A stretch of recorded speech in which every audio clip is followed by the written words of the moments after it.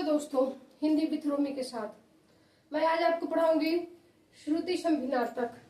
श्रुति संभिन्नार्थक मतलब होता है कि जिसको हम बोलते हैं कोई भी दो शब्द तो वो एक जैसा ही सुनाई देता है। जैसे मैं एग्जांपल आपको यहाँ पे बता रही हूँ, ये हो गया अनल, ये हो गया अनिल। ठीक है, तो अनल अनिल जब हम बोलते हैं तो एक जैसा ही लगता है। तो यहाँ पे जो है अनल का अर्थ हो जाएगा आग। ठीक, अनल का आग एक याद करने का भी तरीका है कि आग ने जो है छोटी की मात्रा को जला दिया, मतलब अनल मतलब आग।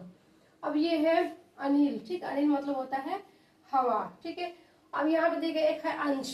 क्या है? अंश बड़ी सा वाला है और उसके बाद है एक छोटी सा, इसको बोलते हैं हम दंत सा। ठीक है, इसको बोलते हैं तालव्य सा। तो ये जो अंश मतलब एक होता है भाग, किसी चीज का भाग, जैसे कि चाहे हिस्सा, जैसे केक है काटते हैं तो उसका एक भाग अलग होता है, उसको कहते हैं वो वाला हिस्सा भाग। और ये अंश मतलब होता है हमारा ये वाला कंधा। ठीक है, क्या होता है? कंधा।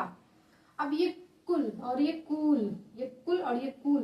कूल ध्यान दीजिएगा, देखिए कूल किनारा, किनारा, कूल किनारा। ठीक है, तो ये कूल है और ये किनारा है, लेकिन जो छोटी की मात्रा उसमें वंश और सब आता है, यानी कि वंश और सब। ये तो हमारा कुल ये है, हमारा कुल ये है, ये आ जाता है। ठीक है, तो ये वंश और सब आ जाता है, जिसमें सब लोग आ जाते हैं, शामिल होते हैं। फिर ये है दिन, जो छोटी की मात्रा है तो दिवस, और बड़ा वाला दिन है तो गरीब। फिर दिन नहीं कटता है तो गरीब। दिन मतलब होता है गरीब और दिन मतलब होता है दिवस। ठीक, देखिए एक जैसे सुनने में है ना, देखिए कुल कुल, अंश अंश, दिन दिन। ठीक है, एक जैसा लगता है सुनने में। अब ये होता है अवधि और एक होता है अवधि। ये अवधि जो बड़ी की मात्रा होती है, इसका एक भाषा होता है अवधि। ठीक है, जो हम लोग बिहार में बोलते हैं। फिर एक होता है अवधि, एक समय यानी कि टाइम जो हम लोग का है वो।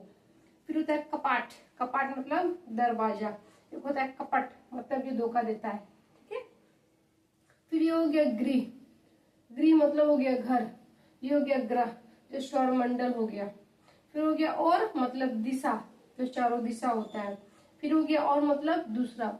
तो इसी टाइप में कई सारे ऐसे श्रुति संभिन्नार्थक आते हैं जो आपको सुनने में एक जैसे लगेंगे, लेकिन उसका अर्थ जो होता है वो अलग अलग होता है। ठीक है, श्रुति संभिन्नार्थक ध्यान दीजिएगा, श्रुति यानी कि सुनने में जो सेम समय सेम सेम लगे। ठीक है, एक जैसा लगेगा। और भिन्नार्थक यानी कि इसके अर्थ क्या होते हैं? अलग अलग। तो श्रुति संभिन्नार्थक जो है आपका सुनने में एक जैसा लगेगा, लेकिन उसका अर्थ जो है अलग अलग रहेगा। तो इसको आप ध्यान दीजिएगा, अच्छे से पढ़िएगा, क्योंकि ये एग्जाम में बहुत कंफ्यूजन करता है। ये एग्जाम में जो है बहुत ज्यादा कंफ्यूजन करता है। ये जो मात्रा है उसी की बस पहचान करना होता है आपको। ठीक है, बहुत सारा ऐसा होता है।